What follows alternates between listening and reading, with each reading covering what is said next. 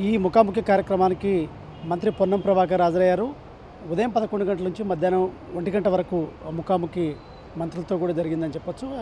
ఈ ముఖాముఖిలో 75 ఫిర్యాదులు వచ్చాయి. ప్రధానంగా భూ పంచాయతీలు, సీనియర్ సిటిజన్ ఇష్యూస్ కావచ్చు, ఉద్యోగ అవకాశాలు కావచ్చు, పార్టీ పదవుల్లో తదితర సమస్యలకు సంబంధించిన వినతి పత్రాలు వచ్చాయి. ఈ నేపథ్యంలో పొన్నం ప్రభాకర్ వాటిని స్వీకరించి పరిష్కరించే దిశగా కూడా కృషి చేస్తామంటూ కూడా వారికి హామీ ఇచ్చారు.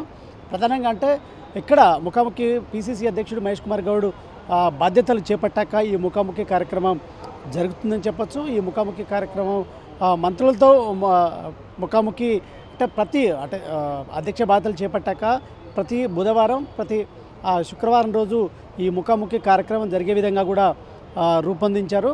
ఆ క్రమంలో కూడా గతంలో కూడా ముఖాముఖి కార్యక్రమానికి మంత్రులు బుధవారం ఒక మంత్రి, శుక్రవారం ఒక మంత్రి హాజరయ్యి ఏదైతే ప్రజలు అదేవిధంగా పార్టీ కార్యకర్తలకు సంబంధించిన సమస్యల కోసం వచ్చిన వారి ఫిర్యాదులు తీసుకొని వారి సమస్యలకు స్పాట్లోనే కొన్ని పరిష్కరించడంతో పాటు పెండింగ్లో ఉన్న సమస్యలకు సంబంధించి పరిష్కరించే విధంగా సంబంధిత అధికారులతో మాట్లాడడం కానీ, సంబంధిత శాఖలకు సంబంధించిన అధికారులతో మాట్లాడి పరిష్కరించేందుకు కూడా కృషి చేశారని చెప్పొచ్చు. అదే దీనికి సంబంధించి ఇందిరాభవన్లో ప్రత్యేకంగా ఒక సెల్ ఏర్పాటు చేసి వాటికి సంబంధించి మానిటరింగ్ చేయడం, దాంతోపాటు వాటికి ఎప్పటికప్పుడు ఆ ఫిర్యాదులను తీసుకోవడం కూడా జరిగింది. సో కొన్ని కారణాలు అంటే ఏదైతే తెలంగాణ ప్రభుత్వం చేపట్టినటువంటి కులగణన కావచ్చు, అదేవిధంగా ఇతర కారణాల వల్ల ఈ మంత్రులతో ముఖాముఖి కార్యక్రమం వాయిదా పడింది.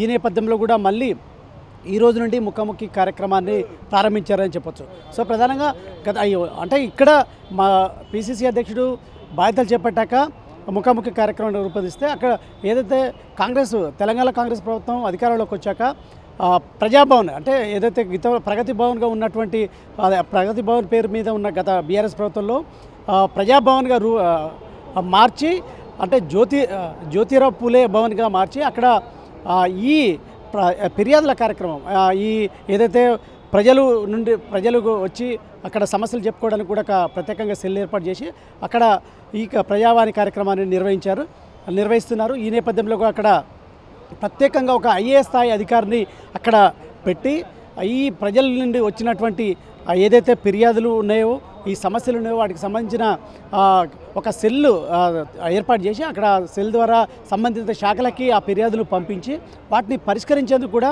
కృషి చేశారని చెప్పొచ్చు. సో ఈ క్రమంలో కూడా ఇటు ప్రజాభవన్లో, ఇటు ప్రజావాణి, ఇక్కడ గాంధీ భవన్లో మంత్రులతో ముఖాముఖి కార్యక్రమం.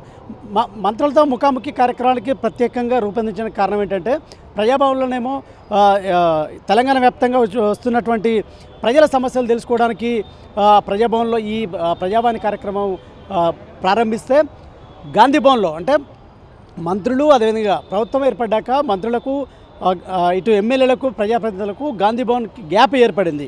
సో ఈ గ్యాప్ను పూడ్చడానికే కూడా గాంధీ భవన్లో మంత్రులతో ముఖాముఖి కార్యక్రమం ఏర్పాటు చేశారని చెప్పొచ్చు. సో ఈ క్రమంలో కూడా గ్యాప్ తగ్గించడం కోసం ఏర్పాటు చేసినట్టు ఈ ముఖాముఖి కార్యక్రమానికి ఇటు కార్యకర్తల కోసం అదేవిధంగా ప్రజల కోసం రెండు విధాలుగా ఉపయోగపడే విధంగా కూడా ఈ ముఖాముఖి కార్యక్రమాన్ని ఏర్పాటు చేసి అక్కడ వచ్చినటువంటి ప్రజలు కావచ్చు, కార్యకర్తల సమస్యలు, కార్యకర్తలు అయితే వారు మొదటి నుండి పార్టీలో కష్టపడి పనిచేసినా తమకు పదవులు కావాలంటూ కూడా కొంతమంది కార్యకర్తలు ఫిర్యాదులు ఇచ్చిన పరిస్థితి. మరి కొంతమంది ఏమో గత ప్రభుత్వంలో మమ్మల్ని వేధించి కేసులు పెట్టారు, అదేవిధంగా ఈ కేసుల నుండి మమ్మల్ని బయటపడే విధంగా కూడా కృషి చేయాలంటూ కూడా మరికొంతమంది కార్యకర్తలు ఈ విధంగా రకరకాలుగా ఫిర్యాదులు చేసుకోవడం, వాటి సమస్యలను పరిష్కరించేందుకు కృషి చేయాలని కూడా వినతులు ఇచ్చిన పరిస్థితి.